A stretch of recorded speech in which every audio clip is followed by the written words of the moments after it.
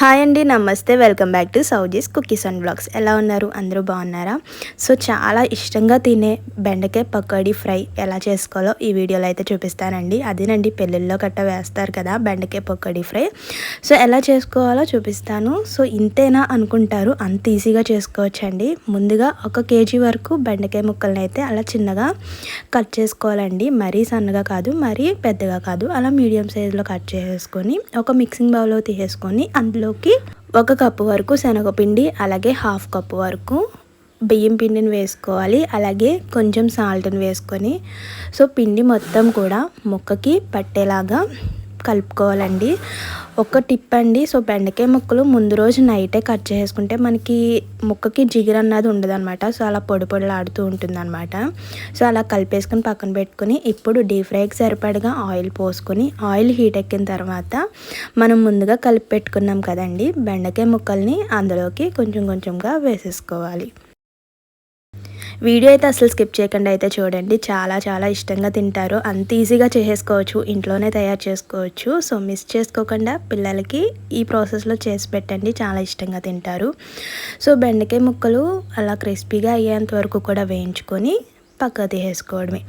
ఇంకా ఒక బ్యాచ్ అయిన తర్వాత నెక్స్ట్ ఇంకో బ్యాచ్ కూడా వేసేసుకొని సేమ్ అదే ప్రాసెస్లో వేయించుకోవాలండి. సో మనకి బెండకాయ ముక్కలు అన్నది మీడియం ఫ్లేమ్లో ఉంచుకొని అయితే వేయించుకోవాలన్నమాట. సో ముక్క మొత్తం కూడా క్రిస్పీగా అయిపోయేలాగా వేయించుకోవాలన్నమాట. సో చూసారు కదా, మీకు అర్థమైపోతుంది. పొంగు మొత్తం తగ్గిన తర్వాత మనం ముక్కలను అన్నది తీసేసుకోవడమే. సో అలా వేరే గిన్నెలోకి ట్రాన్స్ఫర్ చేసుకోవడమే, అంతేనండి. అవి పక్క నుంచి ఈలోపు మనం దానికి కావాల్సిన తాలింపు దినుసులు వేసుకొని అయితే వేయించుకోవాలండి. సో ఆ క్లిప్ అయితే మిస్ అయిందనమాట, స్టార్టింగ్ క్లిప్ అయితే. సో కరివేపాకు, ఎండుమిర్చి ఇవన్నీ కూడా వేసుకొని నెక్స్ట్ అవి వేగిన తర్వాత గుళ్ళు వేగిన తర్వాత తాలింపు సరుకు అన్నీ వేగిన తర్వాత అందులోకి సన్నగా కట్ చేసి పెట్టుకున్న పచ్చిమిరకాయ ముక్కలు అలాగే ఉల్లిపాయ ముక్కలు కూడా వేసుకొని బాగా వేయించుకోవాలన్నమాట. సో బెండకాయ పకోడీ ఫ్రై పెళ్ళిళ్ళలో వేసినప్పుడు చాలా ఇష్టంగా తింటారండి. కానీ చేసుకోవడం కష్టమేమో అనుకుంటారు చాలామంది. పిల్లలు కూడా చాలా ఇష్టంగా తింటారు. లంచ్ బాక్సెస్లో ఇలా ట్రై చేయండి. సో ఖాళీ చేసేసి తీసుకొస్తారనమాట లంచ్ బాక్స్. అంత ఇష్టంగా తింటారు, అంత టేస్టీగా, అంత బాగుంటుంది అనమాట. సో అవి వేగిపోయిన తర్వాత ఉల్లిపాయ ముక్కలు బాగా మగ్గడం కోసం కొంచెం సాల్ట్ వేసుకొని ఉల్లిపాయ ముక్కలు మగ్గిపోయిన తర్వాత అందులోకి వెల్లుల్లిపాయ రెబ్బలండి.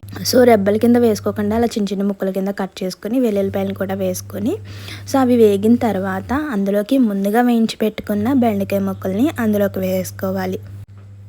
సో మనం వేయించుకున్న బెండకాయ ముక్కలని అన్నిట్లో కూడా అందులోకి వేసుకొని సో మీరు తినే స్పైసీనెస్ బట్టి కారాన్ని అయితే యాడ్ చేసుకోవాలండి. నేనైతే ఇక్కడ 3 స్పూన్స్ వరకు కారాన్ని యాడ్ చేసుకుని చిటికెడంత పసుపు అలాగే సో గరం మసాలా కంపల్సరీ అండి. సో దాన్ని బట్టి మనకి టేస్ట్ అన్నది వస్తుందన్నమాట. సో 1 స్పూన్ వరకు గరం మసాలా వేసుకొని మొత్తం ఒకసారి కలిసేలాగా సో కింద నుంచి పైకి మొత్తం కూడా మిక్స్ చేసేసుకోవాలి. సో అదే ప్రాసెస్లో ఒక 5 minutes పాటు బాగా కలుపుకొని వేయించుకోవాలండి. ఆల్రెడీ మనకి బెండకాయ ముక్కలు వేగిపోయినాయి కాబట్టి ముందుగానే ఇప్పుడు అంత అవసరం లేదు. జస్ట్ ఒక 5 minutes పాటు బాగా మిక్స్ చేసుకొని కలుపుకొని ఫ్రై చేసుకోవాలి, అంతేనండి. ఇంకా లాస్ట్లో కొత్తిమీరని యాడ్ చేసుకొని ఒకసారి మళ్ళీ కలుపుకొని సర్వ్ చేసుకోవడమే, అంతేనండి. చాలా చాలా చాలా ఈజీగా అయితే చేసేసుకోవచ్చు బెండకాయ పకోడీ ఫ్రై అయితే. ఈసారి మీరు కూడా తప్పకుండా ఈ ప్రాసెస్లో ట్రై చేయండి.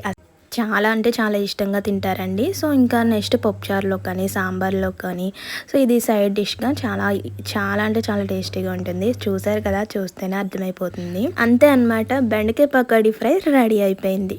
సో ప్లీజ్ అండి, ఇలాంటి సింపుల్ అండ్ క్విక్ రెసిపీస్ కోసం మన ఛానల్ని ఫాలో అవుతుండండి. అలాగే వీడియో నచ్చితే తప్పకుండా ఒక లైక్ చేయడం మాత్రం మర్చిపోవద్దు. అలాగే వీడియో ఎలా ఉందో ఒక కామెంట్ చేయండి. Thank you for watching. Please do like, share and subscribe. See you to next video. Bye bye.